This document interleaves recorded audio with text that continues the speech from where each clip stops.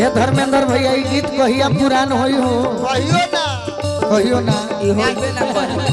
हम गावत गावत हैरान हो गइल आज हो पहिला मिलनवा मिलल सजनी के सजनवा पहिला मिलनवा मिलल सजनी के सजनवा हमर अंग अंग गुलाब नियन खिलल बा बदनवा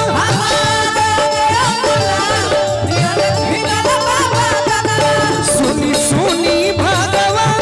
जन बिहान होके दी सुनी सुनी भगवान जन बिहान होके दी ऑपरेटर साहब ने बनावा है माइक के का भाई का भैया हेलो हेलो ट्रेबल तने बढ़ा दे साउंड हल्का सा अरे कि आज राजा जी के पुरवे में जवान होके दी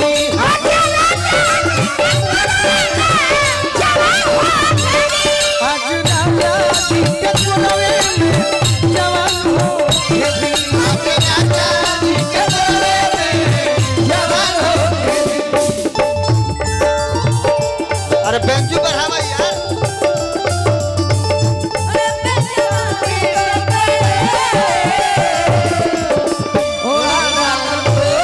बेंचू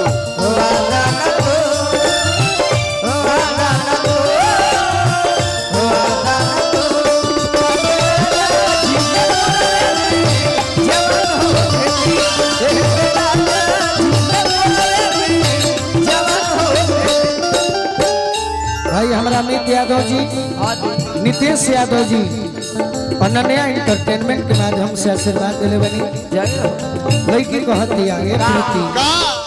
तनी भाई के मन रहे मुर्गिया मार दी हो राजा जी के उठावा में उठ जब साथी उठ जब साथी हो उठ जब साथी भूख भूख बारी हमारा दिलवा के बाती दिलवा के बाती हो दिलवा के बाती भूख भूख बारी हमारा दिलवा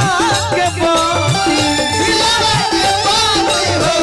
दिलवा के बाती गिरत बहर आरे लम्हों के दरिया में रात भर लम्हों के दरिया में नेहान होके दी एह बे राजा जी के पुरवे में जवान होके दी एह बे राजा जी के पुरवे में जवान होके दी आज राजा जी के पुरवे में जवान होके दी आज राजा जी के पुरवे में जवान होके दी प्रीति जी तू तो ऑलरेडी जवान बाड़ू तुरंत सुना रह जा भाई भैया के नाम तो नहीं जाना रवि सिंह जी गरीबों के नेता बानी सही में रौरा बानी ये हमरा बुझाता सही राउर पद प्रतिष्ठा बन रहो तनी हमार लेना मरबू मीट खा के घायल का बड़ू परसों 3 दिन हमारे भाइयों लोग सुनले हो कौन ले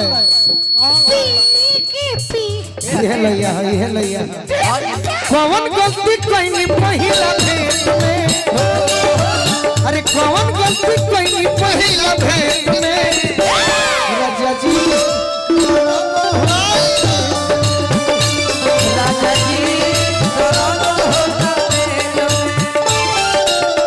मजा नहीं मिले चॉकलेट में मजा नहीं मिले चॉकलेट में राजा जी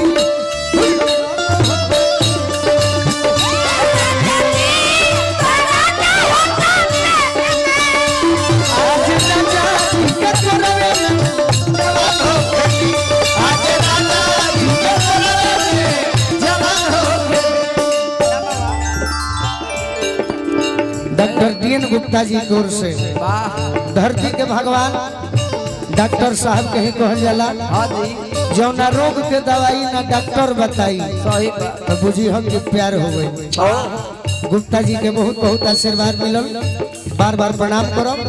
राउर क्लिनिक राउर हॉस्पिटल दिन प्रतिदिन बढ़त रहो, जय हो हम ही माई से प्रार्थना करो। वाह मुझे हरी हरी चूड़िया अपना बना ले मुझे बाल में गोरी कलैया, मुझे हरी हरी चूड़िया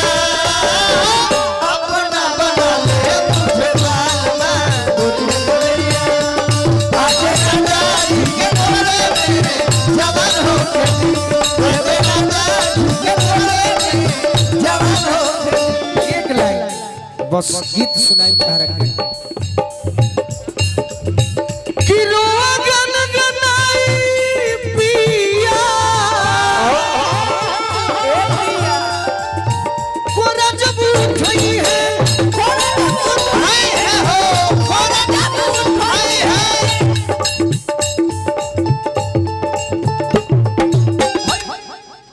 बिना बेंजू का कोरा कैसे उठाई है बता बिना माइक के बिना माइक के